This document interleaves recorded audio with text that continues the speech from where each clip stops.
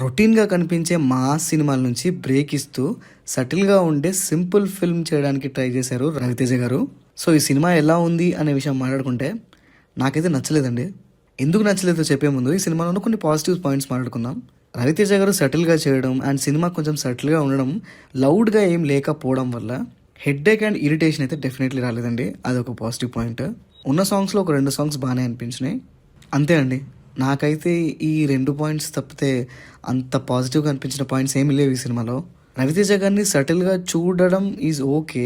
ఈ సినిమా ఒక పాయింటే చాలా ఇబ్బంది పెడుతుందండి. అంటే సేమ్ పాయింట్ మీద బేబీ అనే సినిమా తీస్తే మాత్రం అది ఎమోషనల్ అయిపోయి గుండెలు బాదుకొని ఒక్కొక్క లేట్ చేసి నానా రభస చేశారు. అదే పాయింట్ని ఇక్కడ గ్లోరిఫైయింగ్ ఎలా చూపిస్తున్నారో నాకు అర్థం కాలేదు. చీటింగ్ని చాలా నార్మలైజ్ చేసి జనరలైజ్ చేసి చూపించారు సినిమాలో. ఒకప్పుడు అంటే ఏమో ఎవరు మాట్లాడేటోళ్ళు కాదేమో కానీ ఒకప్పుడు సినిమా మరీ దారుణంగా ఉండేది. అంటే ఒకడే ఉంటాడు, ఇద్దరు సెటప్ని మెయింటైన్ చేస్తాడు హీరో. అది చాలా నార్మలైజ్ చేసేసి ఇద్దరు హీరోయిన్స్ అక్క చెల్లెల్లా కలిసిమెలిసి ఉండడం కైండ్ ఆఫ్ కాన్సెప్ట్లు ఒకప్పుడు వర్కౌట్ అయ్యేటేమో కానీ ఇప్పుడు కూడా ఈ టైంలో కూడా అలాంటిది ఎలా ట్రై చేస్తున్నారో అర్థం కావట్లేదు. చీటింగ్ అనేది చాలా పెద్ద తప్పు. అది అవతల మనిషిని ఎమోషనల్గా బ్రేక్ డౌన్ ఎలా చేస్తుంది. హీరో చాలా మంచోడు, జస్ట్ వాడు చేసిన తప్పు ఒకటే చీటింగ్ అన్నట్టు. అసలు ఏంటండి ఆ పాయింట్ ఏంటండి బాబు? మళ్ళీ దానికి జస్టిఫికేషన్లు ఇచ్చుకుంటా హీరో సమర్థించుకుంటా చెప్పే డైలాగ్స్ అయితే ఏమనుకొని రాశారో ఏమో. ఈ స్టోరీ అయితే నాకు అర్థం కాలేదు.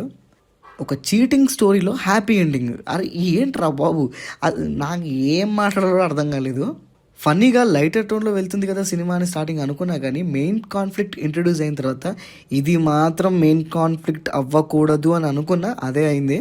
నాకైతే అసలు ఎక్కలేదండి. చాలా కంప్లైంట్స్ ఉన్నాయి సినిమా మీద. సినిమా ఒక ఐడియాలజీ మీదనే చాలా కంప్లైంట్ ఉంది నాకు. పర్ఫార్మెన్సెస్ విషయానికి వస్తే రవితేజ గారిని ఇట్లా సటిల్గా చూస్తుంటే మంచిగా అనిపించింది. ఎనర్జీ కావాలి, బట్ అప్పుడప్పుడు ఇలాంటి సటిల్ రోల్స్ చేస్తే కూడా ఆ హీరోయిన్స్ ఇద్దరికి రోల్స్ ఉన్నాయి కానీ ఏమంత ఇంపాక్ట్ఫుల్ పర్ఫార్మెన్సెస్ అనిపించలేదు. సత్య గారు ఉన్నారు, అండర్ యూటిలైజ్డ్గా అనిపించింది. వెన్నెల కిషోర్ గారు ఒకరు కొంచెం బాగా పర్ఫామ్ చేశారు.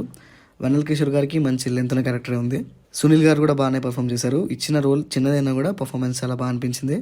సో ఓవరాల్గా చెప్పేది ఏంటంటే ఈ సినిమా ఒక మెయిన్ కోర్ కాన్సెప్ట్ ఏదైతే ఉందో ఆ థీమ్, ఆ ఐడియాలజీ నాకు ఎందుకో చాలా ఇబ్బందిగా అనిపించింది. ఒక సీరియస్ ఇష్యూని కూడా కామెడీగా సింపుల్గా వన్ సైడెడ్గా ట్రీట్ చేసినట్టుగా అనిపించింది. సో అదండి మ్యాటర్.